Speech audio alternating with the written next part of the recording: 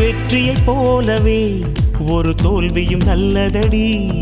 வேப்பம் பூவிலும் சிறு தேன் துளி உள்ளதடி.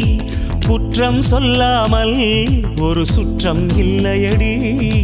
இளையும் புன்னகையால் நீ இருட்டுக்கு வெள்ளையடி.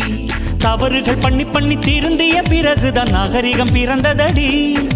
தவறுகள் குற்றமல்ல, சரிவுகள் வீழ்ச்சியல்ல, பாடம்படி பவள கொடி.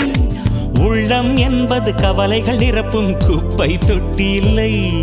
உள்ளம் என்பது பூந்தொட்டியானால் நாளை துன்பமில்லை. புயல் மையம் கொண்டால் மழை மண்ணில் உண்டு. எந்த தீமைக்குள்ளும் சிறு நன்மை உண்டு.